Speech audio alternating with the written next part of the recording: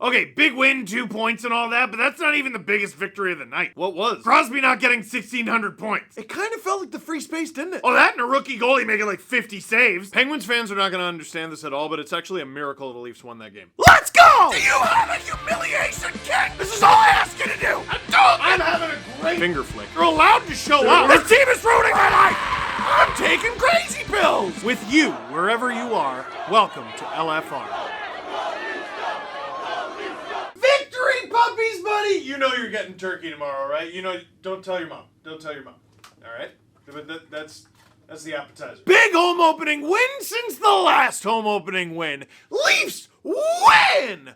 4-2 over the Pittsburgh Penguins, and a huge stat from producer Hayden, who is producing the stream that I did tonight on the STPN YouTube channel. The Leafs are now 9-0. 9-0!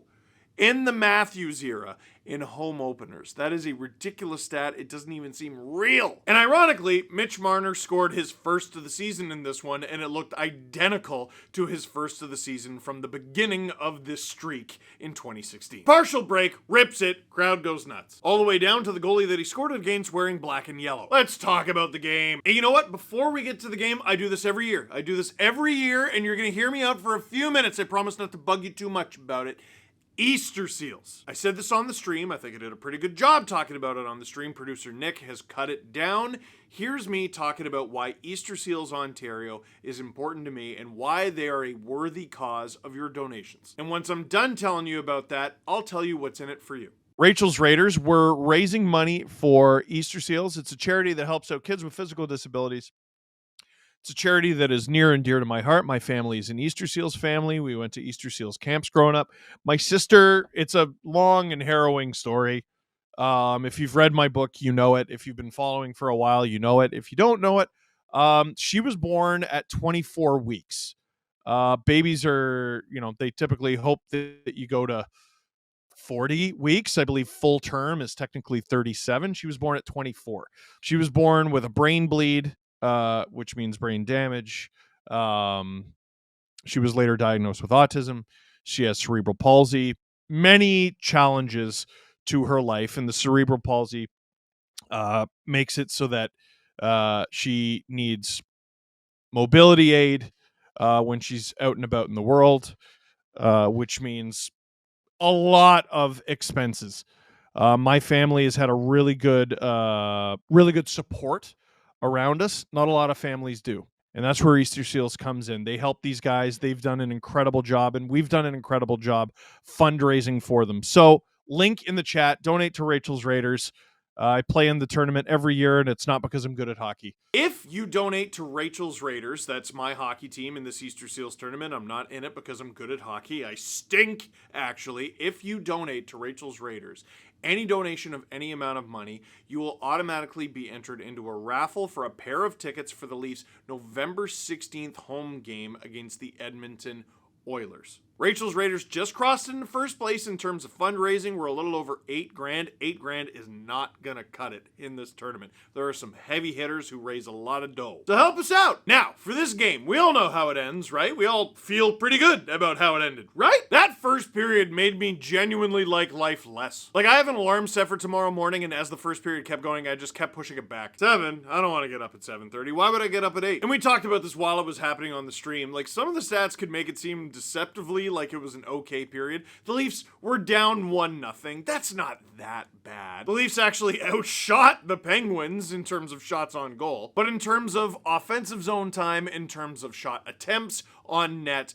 the Penguins were caving the Leafs in. The Leafs did a really good job blocking a lot of shots. They didn't do such a good job at not needing to block that many shots. Leafs are 2-1 through their first 2 games, and we like that. But their special teams, it's starting to become a bit of a concern. Their penalty kill during the preseason was excellent and gosh darn near perfect. But it takes a jump when the games start counting. Pontus Holmberg, bless him, I think he's had a really good first 3 games. And it is worth mentioning that he began the game as the second line center because John Tavares is out of the lineup with some sort of illness. It should also not be lost on us that when you're packed into a room full of 20 dudes, and that's just the dudes on the team, and not including the people who are scratched, and not including the coaching staff, and not including the trainers, that it's a petri dish. All I'm saying is there is no way, no how that John Tavares is the only sick Toronto Maple Leaf right now. I think the next few days that the Leafs have off will be like an oasis in the desert. But they don't reschedule the games, so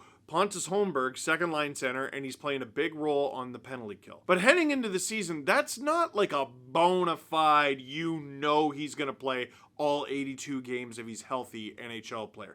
He could conceivably be a healthy scratch on this team for sure. And then you get Chris Letang, who's been doing this for a million years. Well, on the penalty kill, Pontus Holmberg, who's supposed to be up at the point, turns his back to Letang. You want to see how quickly this goes bad? Letang's got the puck at the point, like way at the point, and Holmberg sort of loses an edge, sort of gets his stick lifted, but his back is totally turned to the play. Next slide. Oh yeah, oh no, that's bad. You reach, I teach from Pontus Holmberg, and Letang's like, I'm just gonna skate in a good 10 feet or whatever and bomb this thing. I'm not totally convinced Anthony Stoller saw the shot, and even if he did, it's a point-blank bomb from Chris Letang.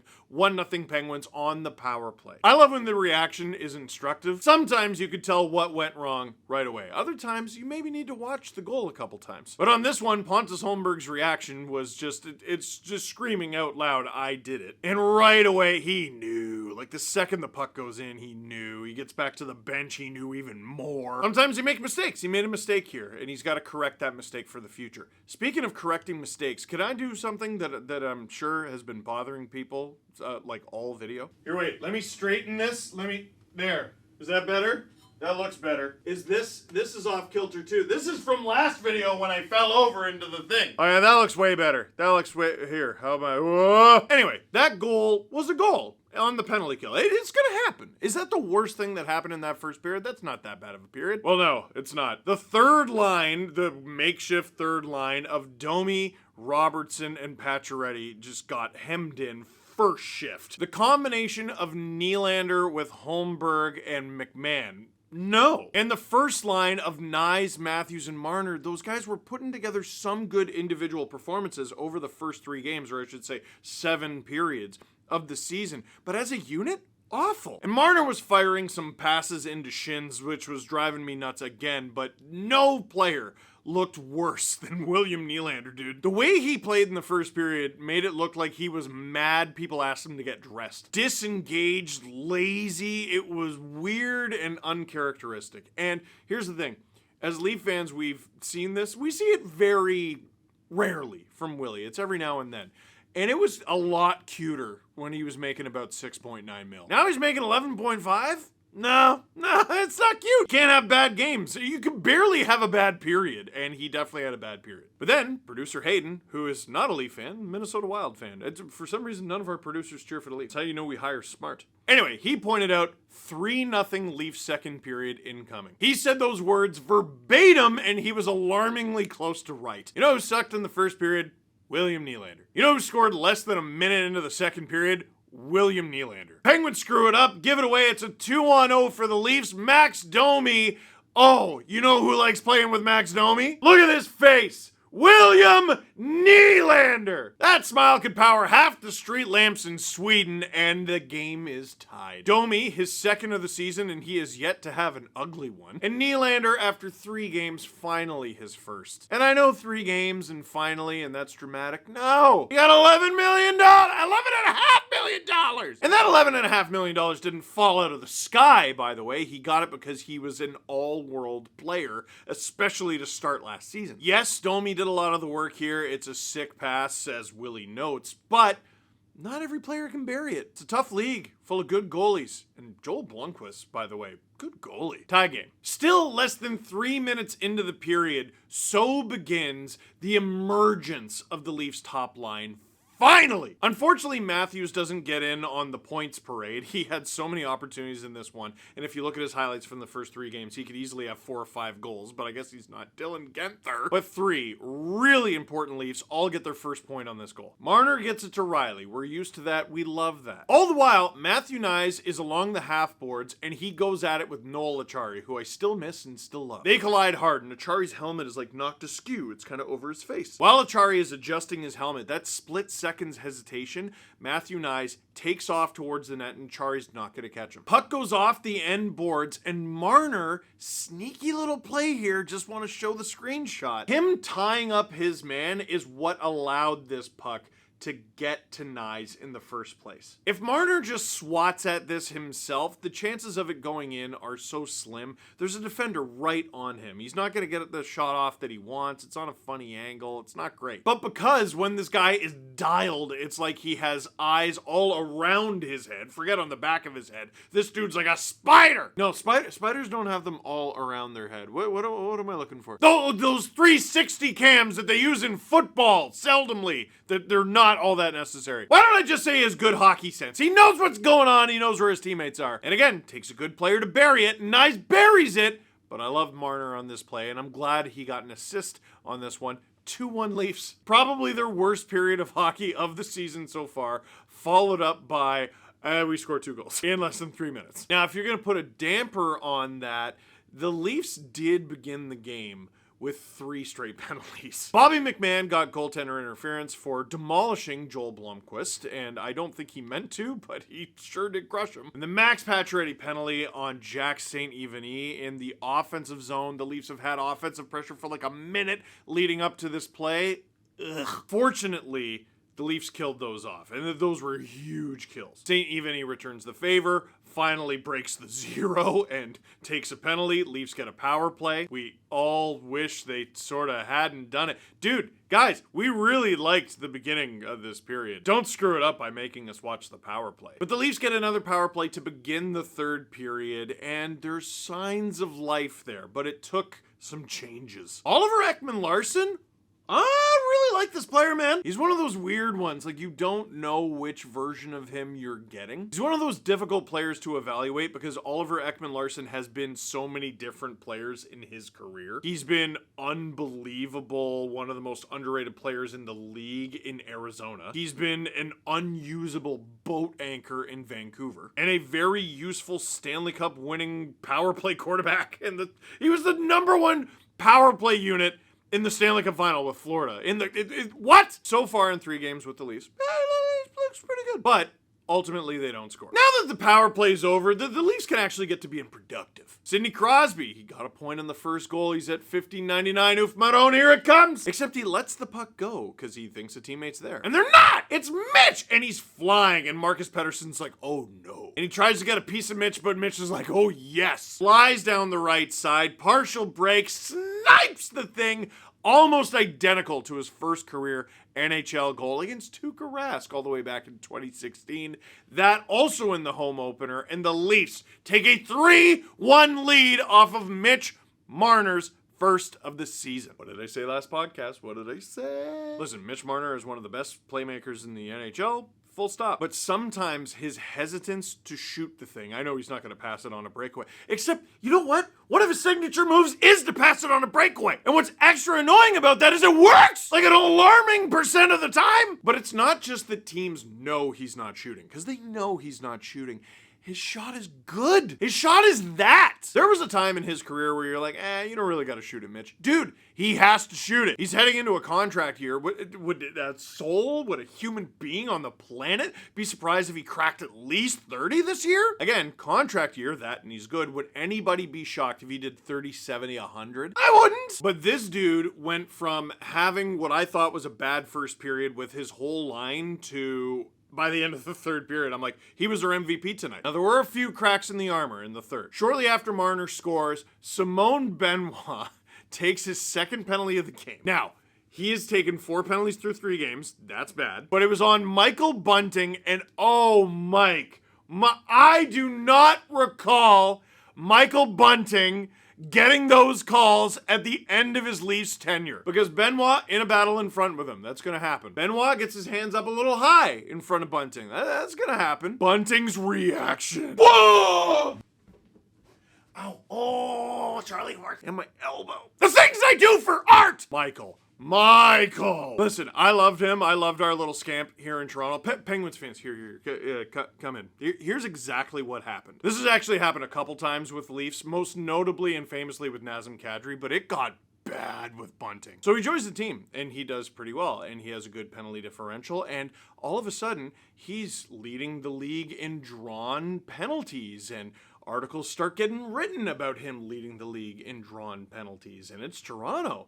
A lot of people read those articles written about Toronto Maple Leafs. I think the refs read those articles about Michael Bunting and how he led the league in drawn calls, and it didn't just dry up a little. It wasn't like, oh, here's a little bit of a regression to the mean. It was like every ref looked at every player in the league who was not a Toronto Maple Leaf and said, murder is legal as long as it is him being murdered. And now he's in Pittsburgh, and it's like they forgot. Oh, we forgot we blindly hate this player. Penguins fans, I don't think you properly understand how automatic anything that happened to Michael Bunting was not a penalty. Refs would not call a penalty in this guy's favor on principle. And Mike, I gotta tell you, still love you, but the only reason you got away with that one is you're not wearing blue. Now, the Leafs didn't make it easy on themselves. The Penguins did get one back. Fourth line lost a little bit of its shine. They're on the ice for this one. And it shouldn't have happened, and it didn't feel like it needed to happen. If Evgeny Malkin cruises in, he's one shy of 1,300. You know he's getting one. Malkin is such a Leaf killer that Sidney Crosby has well over a point a game against the Leafs in his career, and Malkin, in fewer games against the Leafs, has more points. He hands it off to Rickard Rakell, and Rickard Rakell can rip the thing. Just don't give him time and space. Here's 4 Leafs and 3 Penguins and a butt ton of time and space. I don't know whose fault this is. All I know is it can't happen. Like, Ryan Reeves has a guy. Is it the right guy? I'm not sure. David Kampf, he doesn't have anyone. Is it Connor Timmins? Should Connor Timmins be higher up in the play? Does he need to be higher up in the play? He's got 2 forwards in support. All I know is it's the NHL, and you cannot give a player like Rickard Rakell that much time and space. Nick Robertson, we'll get to him later, creates an incredible scoring chance all in his own. He gets hooked by Pettersson. The Leafs have a power play late. That power play does not score. It looks way better than any other power play in this game, but they don't score. And all I could think was, please, please, please don't let the Penguins tie this. Not because of the whole tying the game and losing thing, but because of the narrative. I don't want the Leafs to lose. I don't. But even less than that, I don't want to talk about the narrative that, oh, their power play stunk, and then they got scored on, and their power play is why they lost, and fire the guy who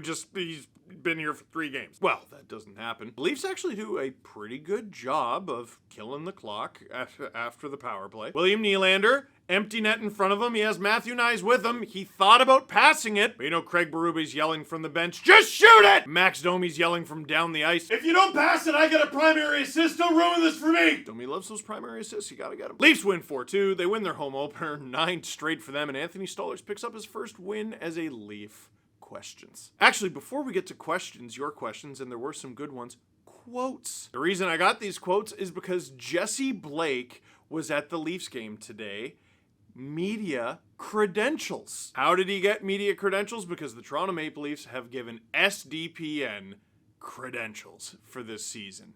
That's games, that's morning skates, which Jesse was also at, and practice. This is hopefully just another step in SDPN's coverage of the Toronto Maple Leafs and the National Hockey League, and oh my god, I'm so proud. The first one is not a compliment. Berube says that we all know the power play has been stagnant, and that is what motivated the change to PP1 in the middle of the game tonight. Yeah, I don't know what it's going to be going forward, but there's no shot the Leafs' current power play mix, even with Tavares out of the lineup, is going to stick for Game 4. And this one very much is a compliment. Nick Robertson gets praised by Berube after the game. Says he put in the work and was like a dog on a bone tonight. He's right. I mean, I talked about how the Leafs didn't look good in the first period, and I talked about Nick's line getting hemmed in on their very first shift.